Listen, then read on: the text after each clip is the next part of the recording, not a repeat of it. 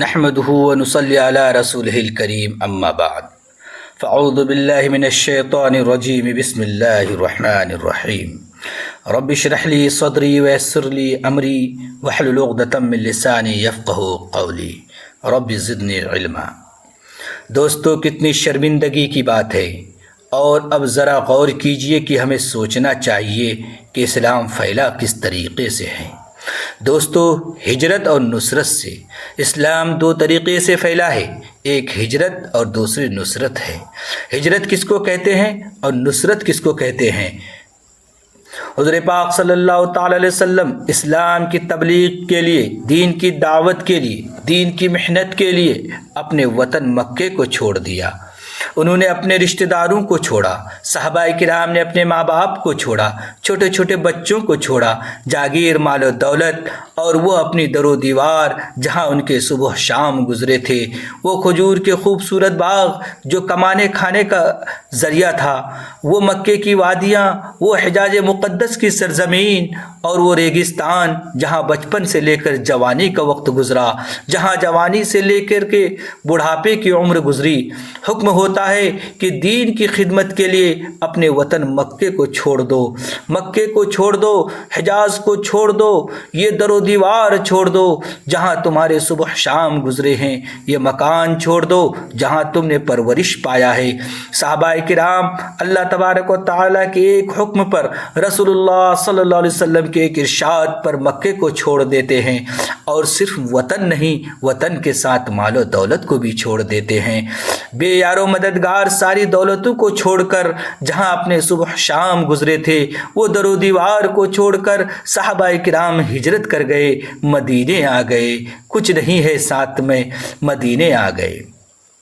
تو رسول اللہ صلی اللہ تعالی علیہ وسلم نے ارشاد فرمایا، اے مدینے والو، دین کی خدمت کرنے کے لیے ہمارے صحابہ دین کی محنت کرنے کے لیے مکے کو چھوڑا، اپنے وطن کو چھوڑا، اپنے مال و دولت کو چھوڑا، اور جو کپڑا ہم پہنے ہوئے ہیں، قلب و جگر سے ہم اتنے تنگ آ چکے کہ ہم مدینے میں آ گئے۔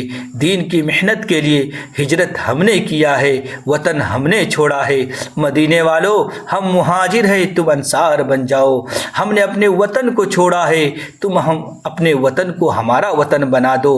ہم نے اپنے بھائیوں کو چھوڑا ہے، تم آؤ میرے بھائی بن جاؤ۔ ہم نے سب کچھ چھوڑا ہے، تم ہمیں کیا کیا دے سکتے ہو؟ مدینے والوں نے کہا، یا رسول اللہ صلی اللہ تعالی علیہ وسلم، مہاجر کا ایک ایک انسان ہمارا بھائی ہے۔ صحابہ نے ہجرت کیا تو مدینے والوں نے نصرت کیا، مہمان نوازی کی۔ بھائی، یہ مکان تمہارا ہے، یہ دولت تمہاری ہے، یہ جائیداد تمہاری ہے۔ مکے والوں نے وطن چھوڑا تو مدینے والوں نے کھانا پکایا، مکے والوں نے ہجرت کیا تو مدینے والوں نے نصرت کیا۔ مکے والے مہمان تھے، مدینے والے میزبان بن گئے۔ اسلام دو ہی طریقے سے پھیلا ہے، ہجرت سے اور نصرت سے۔ نکاح میں بھی دو چیزیں ہیں بزرگوں، ایک ہجرت ہے، دوسری نصرت ہے۔ آپ کسی کے گھر میں جاتے ہیں کہ تم اپنی بیٹی کا نکاح ہمارے گھر میں کر دو، کیا عجیب وقت ہے، کیا عجیب لمحہ ہے، کیا عجیب سما ہے۔ بزرگوں، وہ ماں باپ جنہوں نے اپنی بیٹی کو اپنے سینے پر جوان کیا، پالا پوسا بڑا کیا، وہ بیٹی جو اپنے ماں باپ کے گھر میں ناز و نخرے سے پلی، جس کے سر میں درد ہو جائے تو اس کی ماں اسے لٹا دیتی، کہہ دیتی کہ بیٹی تو کچن میں نہ جا، جس کی سہیلیاں، جس کے دوست احباب، جس کے گھر دروازے جہاں اس کے 16-17 سال گزرے، وہ اپنے مقام سے پیار کرتی ہے، اپنے ماں باپ سے محبت کرتی ہے، اپنی سہیلیوں کے درمیان جیتی ہے۔ لیکن جب تم اپنے گھر لے جاتے ہو، ایک شہر سے دوسرے شہر لے جاتے ہو اور اس کی بیٹی کا ہاتھ مانگتے ہو، تو قربان جاؤ اس ماں باپ پر، اس لڑکی پر، کہ وہ تمہارے گھر کو بچانے کے لیے، وہ تمہارے گھر کو آباد کرنے کے لیے، وہ تمہاری خواہشات کی تسکین کے لیے، پاکیزہ تسکین کے لیے، وہ تمہیں نئی نسل اور پاکیزہ اولاد فراہم کرنے کے لیے، وہ لڑکی اپنی محبت کو قربان کرتی ہے، اپنے ماں باپ کے پیار کو قربان کرتی ہے، بچپن سے لے کر جوانی کی سہیلیوں کو قربان کرتی ہے، اور سب کچھ چھوڑ کر، اپنا گھر چھوڑ کر، اپنے ماں باپ کو چھوڑ کر، اپنی سہیلیوں کو چھوڑ کر، اپنے چھوٹے چھوٹے بھائی بہنوں کو چھوڑ کر وہ تمہارے گھر میں آ جاتی ہے۔ نیا دروازہ ہے، نئی در و دیوار، نئی چھت، نئے لوگ ہیں، وہ سب کچھ چھوڑ کر تمہارے گھر میں آتی ہے، تمہارے گھر کو جنت بنانے کے لیے، تمہارے گھر کو آباد کرنے کے لیے، تمہیں نئی نیک اور پاکیزہ اولاد دینے کے لیے، تمہارے گھر میں سکون کا ماحول پیدا کرنے کے لیے، تمہیں پیار اور محبت دینے کے لیے وہ لڑکی اپنے ماں باپ کو قربان کرتی ہے، اپنے گھر والوں کو قربان کرتی ہے۔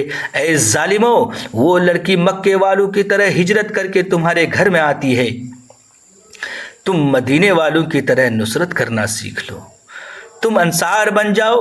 وہ لڑکی تمہارے گھر میں مہمان بن کر آئی ہے، تم میزبان بن جاؤ۔ وہ مہاجر بن کر آئی ہے، تم انصار بن جاؤ۔ مہمان سے یہ نہیں پوچھا جاتا کیا تم نے کھانا لے کر آیا ہے، مہمان سے نہیں پوچھا جاتا کیا تم نے روٹیاں لے کر آئی ہے۔ مہمان کا کام ہے آنا، میزبان کا کام ہے کہ اس کی مہمان نوازی کرے، اس کی دیکھ بھال کرے، اس کے بہتر سے بہتر پورے نفقے کا خیال کرے۔ بزرگوں اور دوستوں، الٹا ہو گیا ہے کہ ہمارے گھر میں جو مہمان آتا ہے اس سے ہم کہتے ہیں کہ کھانے پینے کا سامان لے کر آؤ۔ وہ لڑکی اپنے ماں باپ کو چھوڑ کر آئی ہے، اپنا گھر در و دیوار کو چھوڑ کر آئی ہے، اپنے غم کو لے کر آئی ہے، ساری محبت کو ہمارے لیے قربان کر کر آئی ہے۔ الٹا ہم اس سے کہتے ہیں اور دولت دو ہمیں تو ہونا یہ چاہیے کہ اس محبت کے بدلے ہم اس محبت کا بدلہ تو نہیں دے سکتے، مگر اس کے ماں باپ کو اپنے ماں باپ کی طرح درجہ دیتے، ان کی عزت کرتے، شادی کے اخراجات ہم اٹھاتے اور کہتے کہ یہ نکاح ہم نے کیا ہے، آپ نے اپنی بیٹی دے دی، اس سے بڑی دولت اور کیا چاہیے۔ دوستوں اور بزرگوں، لیکن یہ حالات کیسے بدلتے چلے گئے، آج کیسے حالات پیش آ رہے ہیں، آج جہیز کی لعنت کس طرف چلے جا رہے ہیں۔ ہر کوئی پڑھ رہا ہے اب آیت جہیز کی، ہر کوئی پڑھ رہا ہے اب آیت جہیز کی، ناسور بن چکی ہے یہ دولت جہیز کی۔ زندہ جلائی جاتی ہیں لاکھوں کنواریاں، دنیا سے ختم کر دو یہ لعنت جہیز کی۔ میرے نوجوانوں، اٹھو اور اس لعنت کے خلاف کمر باندھو، اس لعنت کے خلاف آواز بلند کرو اور گھروں میں زندہ لڑکیوں کو جلنے سے محفوظ کر لو۔ اور ہمارے معاشرے میں جو ظالم کسی لڑکی کو زندہ جلاتا ہے اس سے مار مار کر سنگسار کر دو، سوشل بائیکاٹ کر دو، وہ ہمارے نلوں سے پانی نہ لیں، وہ ہماری دکانوں سے سودا نہ لیں، ایسا سوشل بائیکاٹ کرنے کی ضرورت ہے۔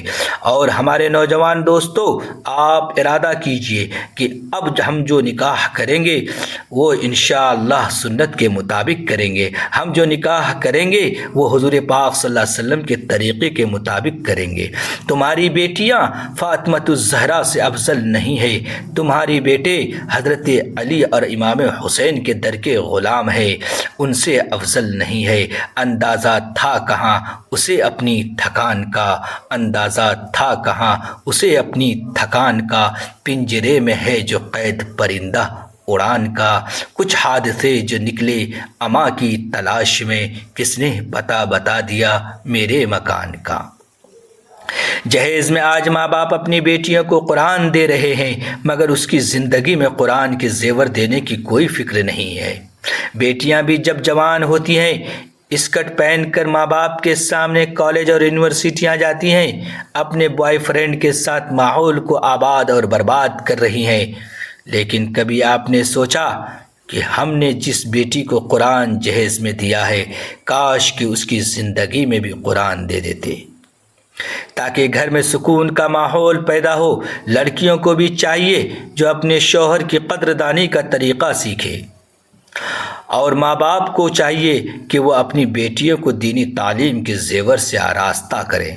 جب تک ان کو دینی تعلیم نہیں ہوگی تو یہ جہیز میں آنے والا قرآن الماریوں میں لاک ہو جاتا ہے، زیور کی طرح بند ہو جاتا ہے، کبھی وہ قرآن کھولنے کی جرأت نہیں کرتی، اس لیے کہ ماں باپ نے قرآن دکھانے کے لیے معاشرے میں دیا ہے۔ بیٹی کو کبھی قرآن نہیں پڑھایا، انگریزی میں پڑھاتے ہیں، ہم میگزین دیتے ہیں، اپنے سامنے اپنی اولادوں کو برباد کرتے ہیں۔ آج کا ماحول بھی کیا ہو گیا ہے، یہ لڑکیاں بھی جب بدتمیزی کا مظاہرہ کرتی ہیں، اپنے شوہروں سے لڑتی جھگڑتی ہیں، تو وہ ماحول جہنم بن جاتا ہے۔ بزرگوں اور دوستوں، حالات کشیدہ ہو جاتے ہیں۔ اسی لیے دینی تعلیم کا دینا فرض ہے۔ ماں باپ پر لازم ہے کہ وہ اپنی بیٹیوں کو دینی تعلیم سے آراستہ کریں۔ رسول اللہ صلی اللہ تعالی علیہ وسلم نے ارشاد فرمایا کہ اگر اللہ کے بعد کسی کو سجدہ کرنا جائز ہوتا، اللہ کے بعد کسی کو جائز نہیں ہے، اللہ کے بعد سجدہ رسول کو بھی جائز نہیں ہے، تو یہ مجابر برادران اور گانجا خور پیر و مرشد کو سجدہ کب سے جائز ہو گیا؟ یہ بات تو دور کی بات ہے، لیکن سجدہ اللہ کی ذات کے سوا کسی کو جائز نہیں ہے۔ فرمایا یا رسول اللہ صلی اللہ تعالی علیہ وسلم نے کہ اگر سجدہ اللہ کے سوا کسی کو جائز ہوتا تو میں بیویوں کو حکم دیتا کہ وہ اپنے شوہروں کو سجدہ کرے، اور 14ویں صدی کے شوہروں کو حکم ہوتا کہ وہ اپنی بیگموں کا صبح شام سجدہ کرے، کیونکہ قدر بھی گئے تو سجدہ کسی کو جائز نہیں ہے، مگر شوہر کا اتنا بڑا مقام ہے، یہ بیچارے شوہر بھی اپنا مقام بھول چکے ہیں۔ یا الرجال قوامون علی النساء کا مصداق بھی بھول چکے ہیں، بس یہ دیکھتے ہیں کہ میرے گلے میں ٹائی کتنی لمبی ہے اور میرے پاؤں میں جوتے کتنے چمکدار ہیں۔ دوستوں اور بزرگوں، ان باتوں کو یاد رکھیے اور ان کے ساتھ ساتھ اپنے اولادوں کی صحیح تربیت کیجیے۔ جو ماں باپ اپنے بیٹے کے دین کے درمیان رکاوٹ پیدا کرتے ہیں، قیامت کے دن وہ ماں باپ جس نے دوسروں کی لڑکیوں پر اور اپنے بیٹے کو بھڑکایا اور بہکایا کہ تجھے جہیز لینا ہے، تجھے ظلم و تشدد کرنا ہے، وہ ماں باپ چاہے جتنا بڑا بھی نمازی ہو، جتنا بڑا بھی حاجی ہو، قیامت کے دن اس کے بدلے میں جہنم کی آگ میں جلنا پڑے گا، اسے کوئی نہیں بچا سکتا۔ میرے نوجوان دوستو، آپ کو اٹھنا ہے، آپ کو فیصلہ کرنا ہے، معاشرے کو پاک کرنا ہے۔ اگر کوئی شخص سنت کا مذاق اڑاتا ہے، اگر کوئی شخص جڑے جہیز کے رسم کو زندہ کرتا ہے، اگر کوئی شخص کسی کی معصوم بیٹی کو زندہ جلاتا ہے، آپ اس کے خلاف آواز بلند کرو، آپ اس کے خلاف ہاتھوں میں تلوار اٹھاؤ اور کہہ دو کہ ہم جئیں گے تو دین کے ساتھ، مریں گے تو رسول اللہ صلی اللہ علیہ وسلم کے دین پر۔ اس آواز کے ساتھ آپ چلیں اور اپنے معاشرے کو پاک کریں، لعنت جہیز سے معاشرے کو پاک فرمائیں۔ ہر نوجوان یہ ارادہ کرے کہ انشاءاللہ ہم نکاح کریں گے تو حضور صلی اللہ علیہ وسلم کی سنت پر نکاح کریں گے۔ اللہ تعالی ہم سب کو سنت کے مطابق اپنے گھروں کو آباد کرنے کی توفیق عطا فرمائے۔ اللہ تعالی ہم سب کو کہنے سننے سے زیادہ عمل صالح کی توفیق نصیب فرمائے۔ وآخر الدعوانا الحمدللہ رب العالمین، والسلام علیکم ورحمۃ اللہ وبرکاتہ۔